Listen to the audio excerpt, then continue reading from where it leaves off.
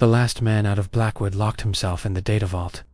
When rescue teams cut through the door 48 hours later, they found him alive. They also found his pupils. They were glowing amber. The last transmission from NSA Listening Station Blackwood-12 came in at 11:47 p.m. on March 2nd. It was not a distress call. It was not a warning. It was 17 seconds of clean analog static, the kind of static that older signals engineers sometimes describe as breathing air, and then absolute silence. By 0130, JSOC had quietly activated Unit Zero's most available asset, a 5-man SEAL element operating under temporary attachment, briefed in a parking garage at Fort Meade, with no paperwork and no mission number. Senior Chief Johann Dyer listened to the static recording twice, said nothing, and told his team to gear up. The cover story for the Blackwood-12 facility was a commercial weather monitoring array Forest Service. Infrastructure. Nothing interesting, nothing classified. The actual function had been operational for 11 years. A directional signal transmission system, low frequency, subaudible, designed to saturate a defined geographic sector with a sound envelope that disrupted specific neurological behavior patterns in large mammals. The files Dyer's team received did not explain what large mammals the system had been built to contain. Leo Rivers read those files 3 times on the helicopter and did not ask questions out loud. He wrote 2 words in his field notebook, then scratched them out. They inserted at 0215 from a half-mile out. No vehicle support, no drone coverage. Shelby Callahan had flagged a dense RF interference pattern blanketing the entire sector before they dropped, which had grounded the microdrone and made her EW equipment run hot the moment her boots touched the ground. She reported this to Dyer in a single sentence.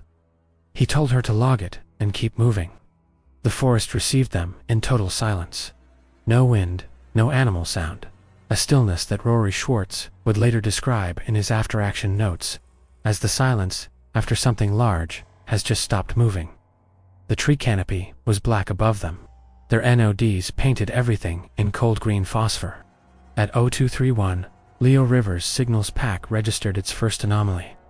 The NSA facility's low-frequency transmission system was still active, not dark, not offline, but running at 4 times its designed output level, and cycling through frequencies that Leo had never seen mapped in any technical document.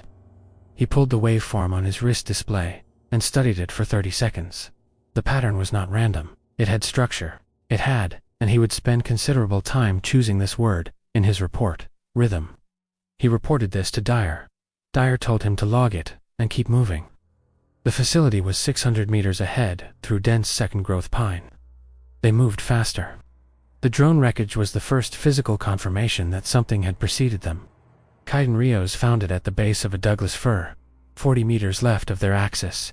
ASOCO, M-Spec reconnaissance unit, not one of theirs, still faintly warm. The optical sensor housing had been removed with precision. Not broken, not torn, removed. The lens was gone. Rios crouched over it for exactly 4 seconds, then stood up and moved without comment. Dyer noted the position with a GPS marker, and kept the formation moving, but something in his gait shifted the compression of a man, absorbing new information and reclassifying his threat assessment in real time. The gap between operators tightened from 4 feet to 3. Shelby Callahan stopped walking at 0247. She raised her left fist. Freeze signal. No sound, and the entire element went rigid between trees. She was staring at her frequency counter. The EW panel on her plate carrier was reading a signal source at 11 meters, bearing 270. She had been monitoring the environmental RF background for 15 minutes and knew exactly what the forest sounded like, electrically. This new signal had not been there 8 seconds ago. It was civilian band. It was a radio, and it was transmitting a looped recording of static. The exact same 17-second static file that had been the final transmission from Blackwood-12. Something in the trees was playing their own last transmission back at them. Rios moved left, with his barrel up. Dyer moved right. The signal source was a Sokamishu patrol radio, lashed to a pine branch at chest height. Battery pack attached with what appeared to be field-expedient cordage made from paracord and stripped cable insulation. The radio was looping the file on repeat. Dyer stood in front of it for a long moment, his no days scanning the darkness in every direction. Nothing moved. He reached out and switched it off. The forest was immediately, completely, impossibly silent again. He looked at Rivers. Rivers looked at the waveform still cycling on his wrist display. The rhythm had not changed. If anything, it had slowed. They reached the Blackwood-12 facility perimeter at 0304. The outer fence, standard chain link topped with razor wire, had been bypassed from the outside at 3 separate points. Each breach made with the same method. The chain link had been gripped and stretched from the bottom. The mesh deformed upward in a wide arc, the lower edge lifted clear of the ground, not cut, not climbed, stretched, with a force and precision that required understanding how the fence was anchored. Rios measured the deformation arc on the largest breach with his thumb and forefinger. He looked at Dyer without speaking. Dyer gave one slow nod. They went through the fence on their knees. The facility itself was a hardened concrete structure, 1 story above ground, likely 3 below. The exterior was intact. No visible breach, no broken windows, no evidence of forced entry, and every exterior light was still illuminated, casting yellow pools across the gravel parking area. 3 vehicles in the lot. 2 were NSA issue, unmarked sedans. The third was a military spec, HMMWV, with the driver's side door standing open and the engine block cold. Rory Schwartz moved to the HMMWV and placed his hand on the seat. He looked up and said one word: wet. The seat cushion was saturated, not with blood, with something that smelled like pine resin and cold river water. Leo Rivers got the facility's front door open with the access codes in his briefing packet. The interior was lit, climate-controlled, and completely empty of personnel. Every workstation was active, screens displaying ongoing collection data, coffee cups still warm on 2 desks. The low-frequency transmission system in the sublevel was running. Visible on the monitoring screens, the output meters pegged far above their operational ceilings. Shelby moved directly to the transmission console and began reading the system logs. What she found made her take 1 step back from the screen before she corrected herself and leaned forward again. The frequency cycling she had been monitoring outside was not a malfunction. It was a response. The system was reacting to something that had been transmitting back at it for at least 6 hours. Dyer established a defensive position, while Rivers and Callahan worked the equipment. The facility's interior cameras were all functional.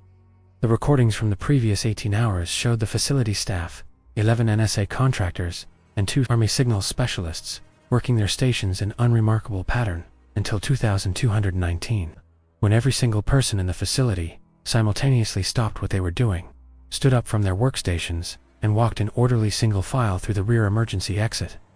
No panic, no running, no apparent awareness of each other. They simply stood, walked, and were gone. The camera coverage ended at the emergency exit door. Whatever had happened to them outside was unrecorded. Shelby Callahan called out from the transmission console at 0341. Her voice carried the specific flatness of someone choosing their words with surgical care. The external speakers mounted to the facility's outer walls, a standard security measure for perimeter. Audio warnings had been accessed remotely from outside the building. Not hacked, not bypassed. Accessed through a physical maintenance port on the facility's east wall. The connection made by something that had the manual dexterity to open a locked junction box, connect a direct feed cable, and begin using the speaker system as a 2-way communication device. The connection was still active. The cable was still plugged in, and for the last 40 minutes, the exterior speakers had been transmitting a loop of audio into the forest. A loop that Shelby identified with growing tightness in her jaw as a clean digital recording of Johann Dyer's voice, giving pre-mission briefing commands from inside the helicopter 2 hours ago. Dyer listened to the playback from the facility monitors. His own voice, crisp and perfectly reproduced. Cycling through the 7-word command sequences he had used during the insertion brief, he stood completely still for 11 seconds. Then he said, very quietly, they had a microphone on the bird. He turned to Rios. We are not going to use verbal commands outside this room. Signals only.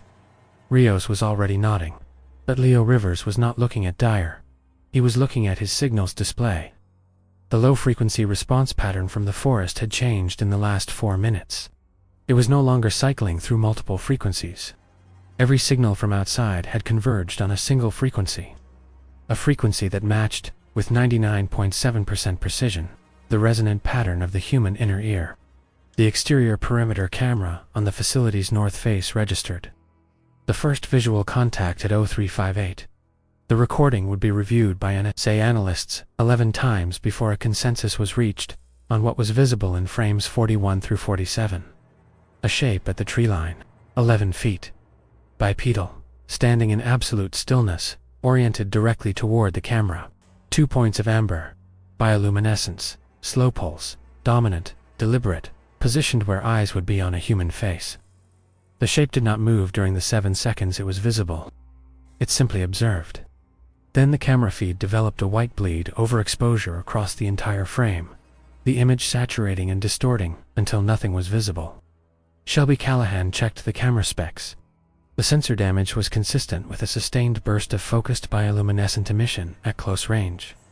Whatever had stood at the tree line had looked directly into the camera lens and burned it out. Dyer ordered NODs down as a precaution, but Shelby had already identified the problem. The amber bioluminescence emitted by the entities outside had a precise spectral profile, a narrow-band emission centered at 590 nanometers that saturated the photomultiplier tubes in standard night vision equipment, causing immediate whiteout. Anyone who put their nods toward one of those eyes at close range went functionally blind, in both the aided and unaided eye, for 30 to 90 seconds. She had been running the math since Rios' field report from the external camera feed. The team switched to thermal imaging, FLIR units on their rifles, and a handheld unit for Rivers. For 11 minutes thermal worked.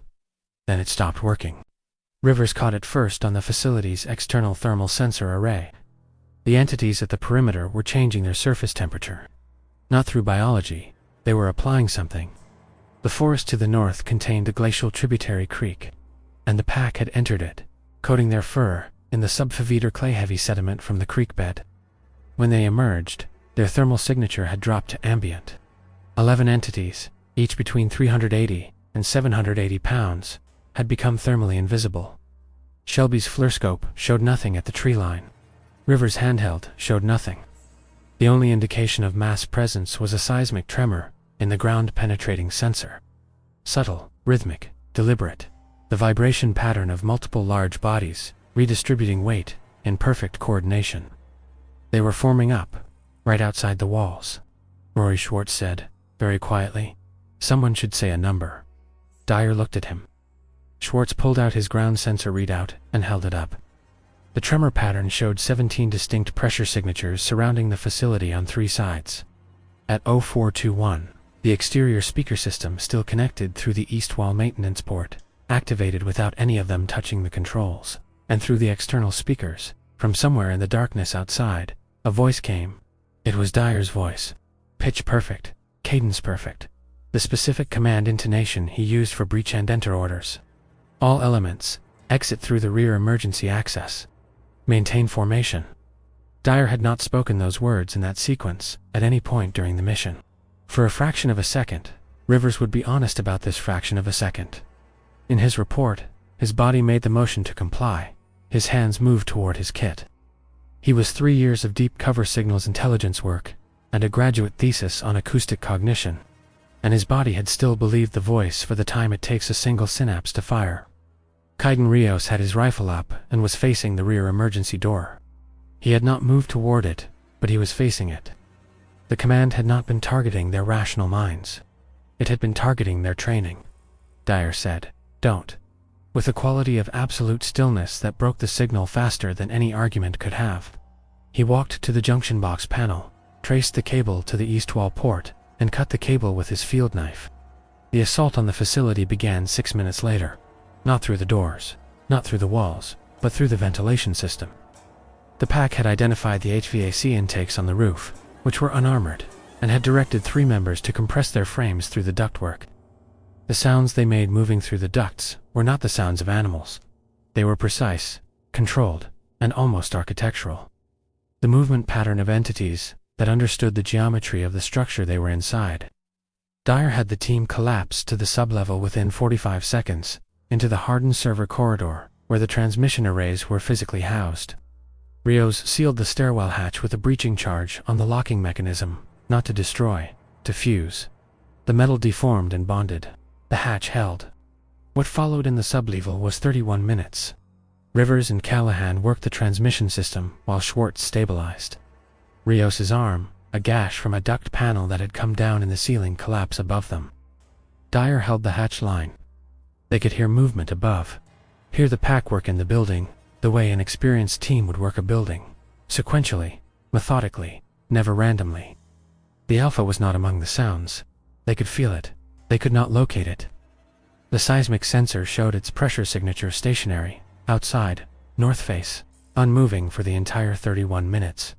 Commanding, observing, waiting for specific information before committing. Rivers found the original mission parameters for Blackwood-12 in the facility's classified archive at 502. He read them in silence for 40 seconds. Then he read them aloud, in a voice that had gone very flat. The low-frequency transmission system had never been designed to track or study the pack. It had been running a continuous suppression signal, a subdouble acoustic emission that disrupted the specific neurological architecture responsible for coordinated pack communication and higher-order planning. For 11 years, the facility had been the only thing preventing the pack from operating at full cognitive capacity. 6 hours ago, the pack had figured out how to use the facility's own signal against its design, and someone in the Pentagon had known this moment was theoretically possible. The operation order attached to the facility's original deployment had a single contingency protocol for this scenario. It was called Amber Blind. It did not involve sending a rescue team. Dyer read the contingency protocol. He read it twice. He set the tablet down. Outside, above them, through 3 feet of reinforced concrete, he could hear the facility going quiet again, the pack withdrawing, systematically, back to the tree line. At 0547, a Pentagon priority channel opened on the SecureComms unit, the first contact they had received since insertion. The transmission was brief. It contained a grid coordinate, a timestamp, and 2 words: vacate immediately. The grid was their current position. The timestamp was 17 minutes from the moment of transmission. Dyer looked at his team. He looked at the hatch. He looked at the seismic sensor, which showed the Alpha's pressure signature still present, still stationary, directly north. He made a decision. 4 of them went up through the HVAC, Rios, Schwartz, Callahan, Rivers. Out through the roof intake, and across the facility roof, to the south tree line, with a window of 11 minutes.